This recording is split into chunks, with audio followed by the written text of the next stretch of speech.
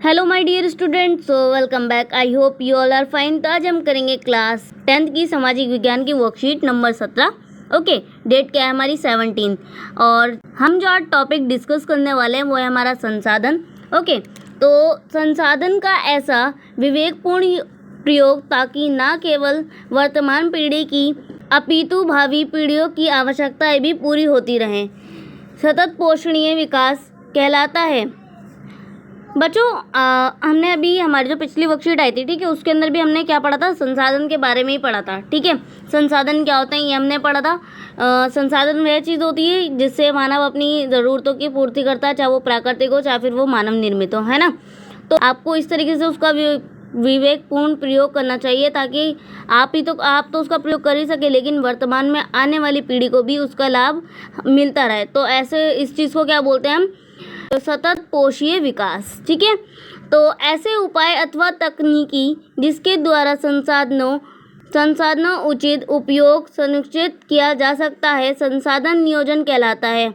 1992 में ब्राज़ील के शहर रियो डी जेनेरियो से संयुक्त राष्ट्रीय पर्यावरण और विकास सम्मेलन के तत्वावधान में राष्ट्रीय अध्यक्षों के एजेंडा 21 पारित किया, जिसका उद्देश्य समान हितों, पारस्परिक आवश्यकताओं एवं सम्मिलित जिम्मेदारियों के अनुसार विश्व सहयोग के द्वारा पर्यावरणीय क्षति, गरीबी और रोग से निपटारा है। ठीक है, महात्मा गांधी जी ने कहा था कि हमारे पास व्यक्ति की आवश्यकता पूर्ति के लिए बहुत कुछ है, लेकिन किसी के लालच की संतुष्टि के लिए नहीं।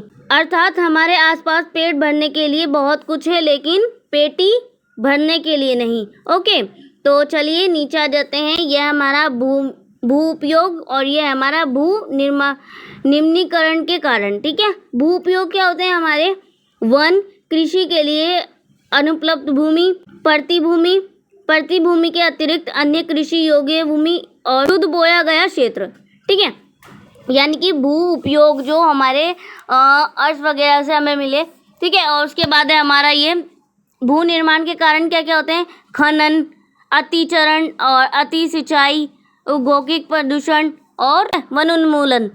चलिए, अब ये थी हमारी वर्कशीट। चलिए अब इस वर्कशीट से रिलेटेड कुछ नीचे क्वेश्चन दिए गए हैं, क्वेश्चन को सॉल्व कर लेते हैं। क्वेश्चन नंबर फर्स्ट, औद्योगिक प्रदूषण भू निम्नीकरण में किस प्रकार उत्तरदायी है, उदाहरण देकर बताइए। तो आप क्या लिखेंगे इसका उत्तर, औद्योगिक प्रदूषण में बहुत से ऐसे रासायनिक पदार्थ और कचरे होते हैं जो भूमि की गुणवत्ता और उसकी उपजाऊ क्षमता को कम करके भूमि का निम्नीकरण करते हैं। ठीक है, अब आ जाते हैं क्वेश्चन नंबर सेकंड पर। संसाधन नियोजन से आप क्या समझते हैं। तो आप लिखेंगे ऐसा उपाय अथवा तकनीक जिसके द्वारा संसाधनों का उचित उपयोग सुनिश्चित किया जा सके, संसाधन नियोजन कहलाता है।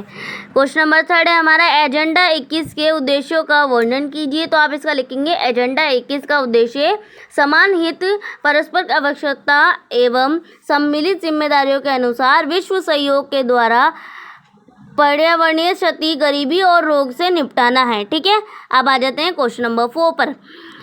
यह पृथ्वी हमें अपने पूर्वजों से विरासत में नहीं मिली, अपितु ये हमने आने वाली पीढ़ी से उधार ले रखी है, जिससे हमें उन्हें लौटाना है। इस कथन के आलोक में सतपोषणीय विकास के महत्व का वर्णन कीजिए। तो आप लिखेंगे हम आज अंधाधुंध पृथ्वी पर उपस्थित संसाधनों का उपयोग करते हैं, ऐसा नहीं सोचते कि हमारे आने वाली पीढ़ी इन संसाधनों को कैसे प्राप्त कर पाएगी।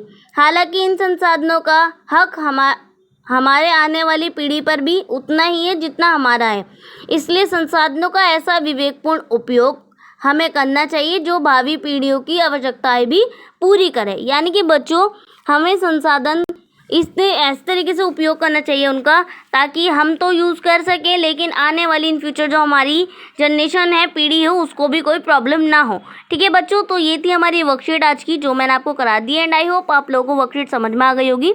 सो प्लीज़ चैनल को सब्सक्राइब करना मत भूलिएगा और वीडियो को लाइक, शेयर, कमेंट ज़रूर कर दीजिएगा। ओके, तो चलिए मिलते हैं नेक्स्ट वीडियो में। तब तक के लिए take care and good bye.